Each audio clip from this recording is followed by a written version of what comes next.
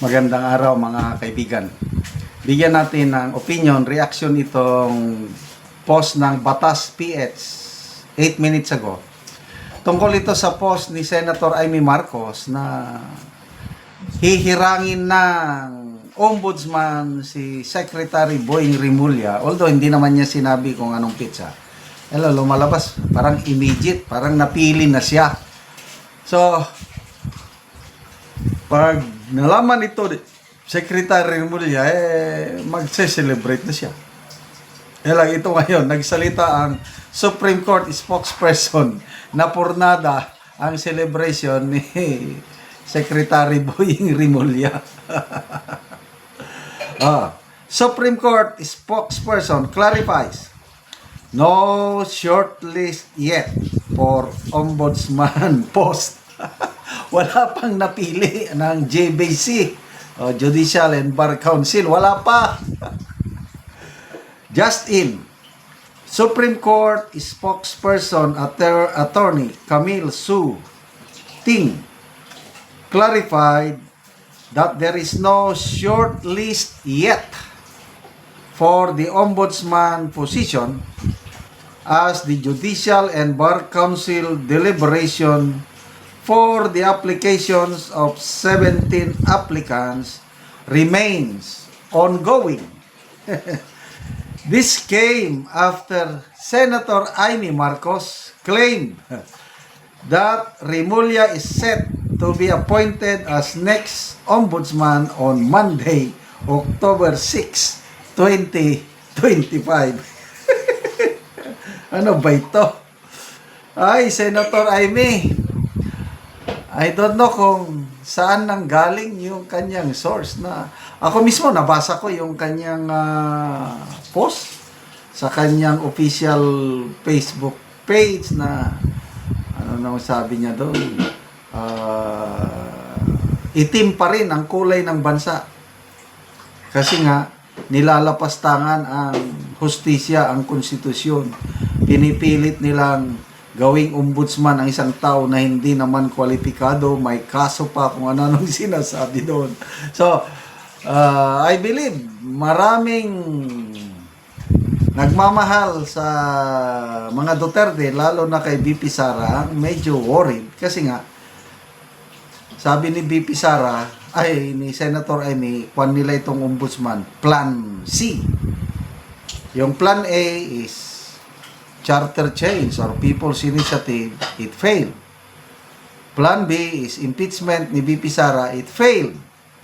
Kaya ang Plan C nila, itong ombudsman, pag makaupo as ombudsman si Secretary Boying Rimulya, sasampahan na nila ng patong-patong na kaso si BP Sara at gagawin nila, kakayanin nila, gawin ang lahat para mapakulong nila si BP Sara by 2027. So, by 2028, hindi siya makatakbong presidente. So, ako kanina, believing na tama yung post ni Senator Amy, sabi ko, no problem. Kung maging ombudsman, sige lang. Hindi naman nila basta-basta mapadaling mapakulong si BP Sara dahil ang ombudsman is just investigative body na magrekomenda, mag-file ng kaso sa Sandigan Bayan. So, hindi siya ang korte. Kaya kahit sampahan ka ng maraming kaso, pagdating sa korte, mananalo ka, ay di wala rin. So, hindi ako nababahala. Kahit maging ombudsman si Secretary Rimulya, so be it. Kasi, you cannot put a good man or woman down. Pwedeng sampahan nila si BP Sara. But I know her character, her personality. Kahit hindi ko pa siya na-meet. Kasi nakikita ko lang kung gumalaw siya. Kanina, may napanood akong Facebook reel. Kumain siya sa isang turo-turo restaurant. Hindi ko alam kung saan ba yun, Davao.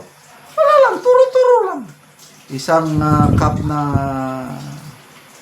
kanin, 2 klaseng ulam, binigyan ng tubig. Parang ordinaryong tao lang. So, Ito yung mga yung tipo ng leader na hindi sila maarte, makarelate sila sa taong bayan, at hindi sila corrupt. Okay? Hindi sila santo, yung Duterte family. Kailang makikita mo yung serbisyo ng Davao. Tingnan nyo yung nangyari sa Cebu. Lindol ng gabi. Pagka umaga, pack up kagad. Then, ang bilis. Napakabilis yung response nila. The following day, nandun na yung ayuda o yung relief goods sa Cebu. So, may nabasa akong post taga Madeline, Cebu. Sabi, BP Sara came here very early in the morning with a lots of relief goods. PBBM came here just inspected. We do not need the politicians' help. We can overcome kaming mga Cebuano helping each other. We can survive. We can malalampasan namin ito. And when the time comes na we will give it back, we will never forget itong ginawa ni BP Sara. Napakabilis nila. So, anyway, salamat po sa Supreme Court spokesperson sa pagpapayag, nag-respond kagad. I still believe on the independence of the Judicial and Bar Council. Explain ko lang ulit ha. 7 ang members ng Judicial and Bar Council. Pang-7 ang Secretary of Justice. So dahil aplikante siya, minus 1 na, 6 na lang. Ang mga members, ang chairman ay ang Supreme Court Justice, may 3 retired justices, 4 na, may academe, may Secretary of Justice at may taga-Congress. So 7. So minus Remulla, 6 na lang. For a candidate to be included in the shortlist, dapat makakuha sila ng boto ng 4 members of the council makakuha para maisama sa shortlist. At sa tingin ko, with full independence, yung walang pressure, hindi padadala, hindi makakapasa si Secretary Remulla, hindi siya makakakuha ng 4 votes from the 6 members of the Judicial and Bar Council. Yun, opinion ko lang yun. I might be wrong, but tingnan natin.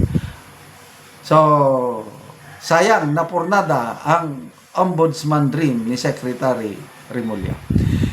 Salamat mga kaibigan sa inyong pagsubaybay sa ating channel. Nakakatulong kayo ng malaki sa tribong Talandig ng Bukidnon dahil ang income natin sa channel na ito pantulong po sa tribo. Namimigay tayo ngayon ng libreng yero at pako para makapagpatayo itong tribo ng mas maayos na tahanan. Panoorin nyo ang video nito.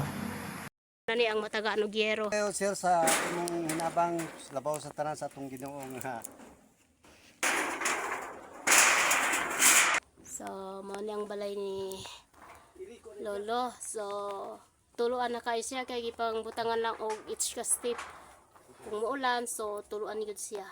So, luoy gyud siya kung uulan kay gipang sapahan na lang og cellophane. Ang balay. O gipang each ka stepan pod.